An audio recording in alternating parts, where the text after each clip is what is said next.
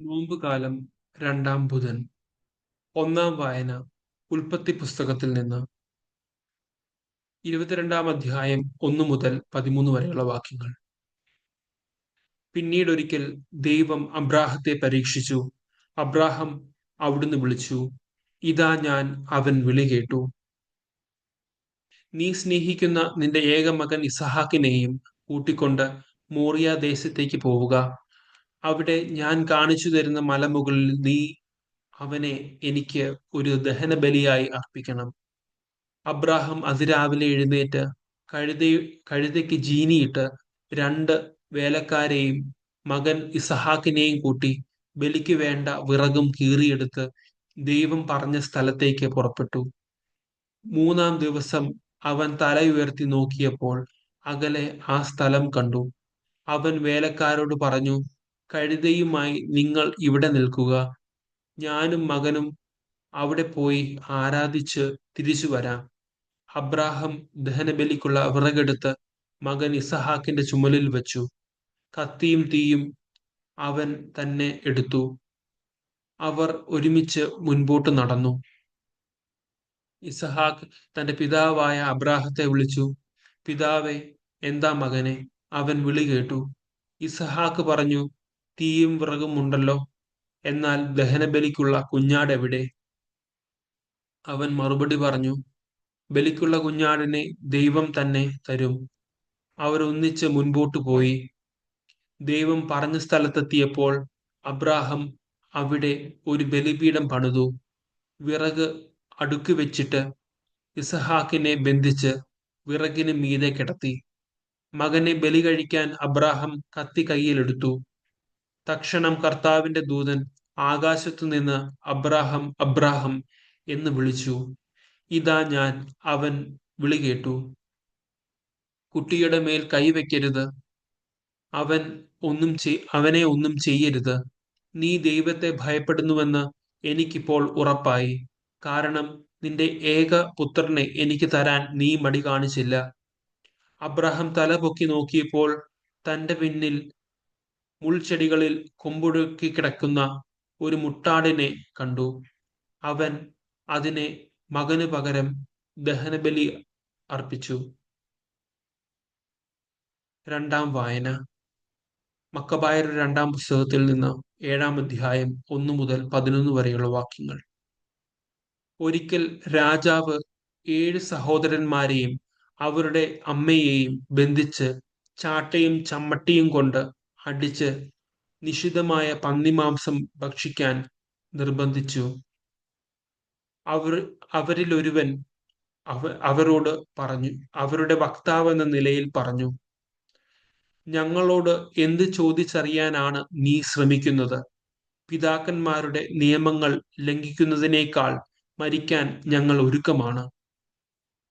ഇത് കേട്ട് രാജാവ് കോപാവേശം പൂണ്ട് വറചട്ടികളും കുട്ടകങ്ങളും പഴിപ്പിക്കാൻ ആജ്ഞാപിച്ചു.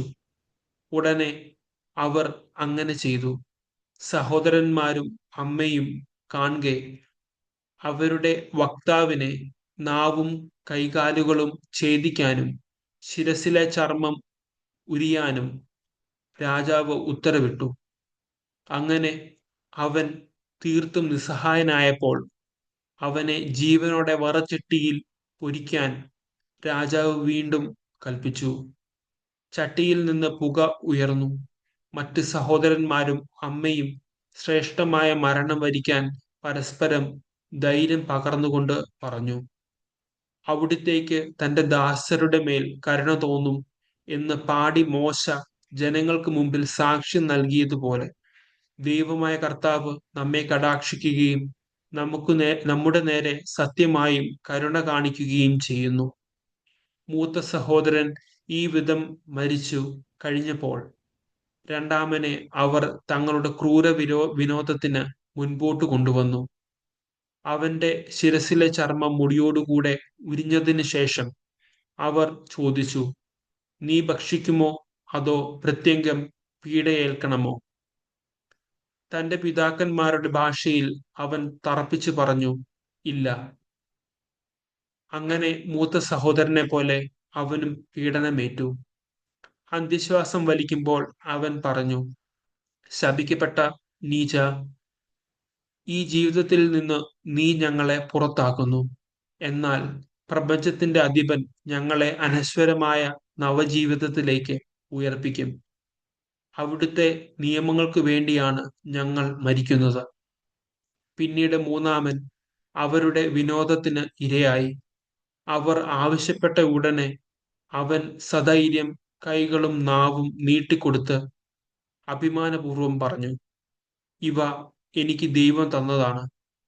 അവിടുത്തെ നിയമങ്ങൾക്കു വേണ്ടി ഞാൻ അവയെ തുച്ഛമായി കരുതുന്നു. അവിടുന്ന് അവ തിരിച്ചു തരുമെന്ന് എനിക്ക് പ്രത്യാശയുണ്ട്. മൂന്നാം വായന. പൗലോസ് ശ്ലീഹ കൊറിന്തോസിലെ സഭയ്ക്ക് എഴുതിയ രണ്ടാം ലേഖനം, 4-ാം അധ്യായം 7 മുതൽ 15 വരെയുള്ള വാക്യങ്ങൾ. എന്നാൽ പരമമായ ശക്തി ദൈവത്തിൻ്റെതാണ്, ഞങ്ങളുടേതല്ല എന്ന് വെളിപ്പെടുത്തുന്നതിന് ഈ നിധി മൺപാത്രങ്ങളിലാണ് ഞങ്ങൾക്ക് ലഭിച്ചിട്ടുള്ളത്. ഞങ്ങൾ എല്ലാവിധത്തിലും ഞെരുക്കപ്പെടുന്നു, എങ്കിലും തകർക്കപ്പെടുന്നില്ല. വിഷമിപ്പിക്കപ്പെടുന്നു, എങ്കിലും ഭഗ്നാശരാകുന്നില്ല. പീഡിപ്പിക്കപ്പെടുന്നു, എങ്കിലും പരിത്യക്തരാകുന്നില്ല. അടിച്ചു വീഴ്ത്തപ്പെടുന്നു, എങ്കിലും നശിപ്പിക്കപ്പെടുന്നില്ല. യേശുവിന്റെ ജീവൻ ഞങ്ങളുടെ ശരീരത്തിൽ പ്രത്യക്ഷമാകുന്നതിന് അവിടുത്തെ മരണം ഞങ്ങൾ എല്ലായ്പ്പോഴും ശരീരത്തിൽ സംവഹിക്കുന്നു.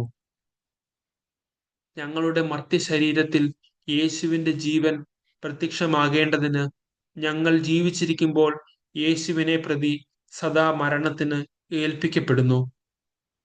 തന്നിമിത്തം ഞങ്ങളിൽ മരണവും നിങ്ങളിൽ ജീവനും പ്രവർത്തിക്കുന്നു. ഞാൻ വിശ്വസിച്ചു, അതിനാൽ ഞാൻ സംസാരിച്ചു എന്ന് എഴുതിയവന്റെ വിശ്വാസ ചൈതന്യം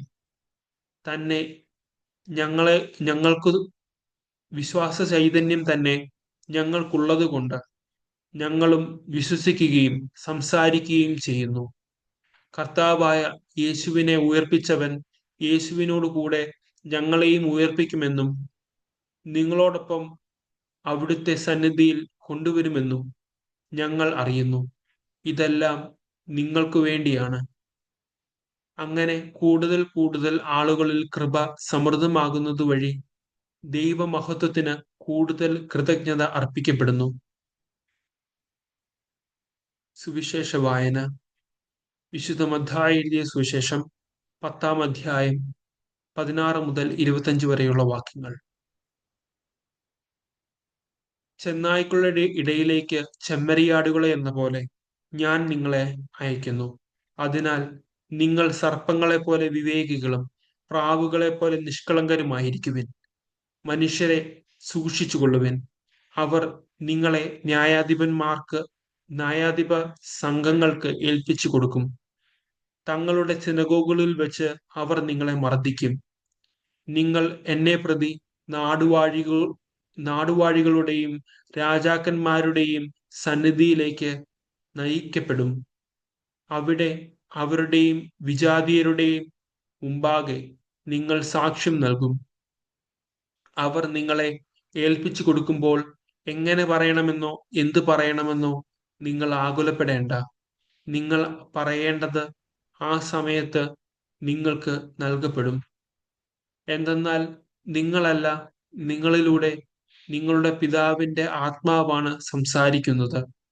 സഹോദരൻ സഹോദരനെയും പിതാവ് പുത്രനെയും മരണത്തിന് ഏൽപ്പിച്ചു കൊടുക്കും. മക്കൾ മാതാപിതാക്കന്മാരെ എതിർക്കുകയും അവരെ വധിക്കുകയും ചെയ്യും. എന്റെ നാമം മൂലം നിങ്ങൾ സർവ്വരാലും ദ്വേഷിക്കപ്പെടും. അവസാനം വരെ സഹിച്ചു നിൽക്കുന്നവൻ രക്ഷപ്പെടും. ഒരു പട്ടണത്തിൽ അവർ നിങ്ങളെ പീഡിപ്പിക്കുമ്പോൾ മറ്റൊന്നിലേക്ക് ഓടിപ്പോകുവിൻ. സത്യമായി ഞാൻ നിങ്ങളോട് പറയുന്നു, മനുഷ്യപുത്രന്റെ ആഗമനത്തിന് മുമ്പ് നിങ്ങൾ ഇസ്രായേലിലെ പട്ടണങ്ങളെല്ലാം ഇങ്ങനെ ഓടി പൂർത്തിയാക്കുകയില്ല. ശിഷ്യൻ ഗുരുവിനേക്കാൾ വലിയവനല്ല, ഭൃത്യൻ യജമാനനേക്കാൾ വലിയവനല്ല. ശിഷ്യൻ ഗുരുവിനെ പോലെയും ഭൃത്യൻ യജമാനനെ പോലെയും ആയാൽ മതി. ഗൃഹനാഥനെ അവർ ബേൽസെബൂൽ എന്ന് വിളിച്ചെങ്കിൽ അവന്റെ കുടുംബാംഗങ്ങളെ എന്തുതന്നെ വിളിക്കുകയില്ല. നമ്മുടെ കർത്താവായ മിശിഹായ്ക്ക് സ്തുതി.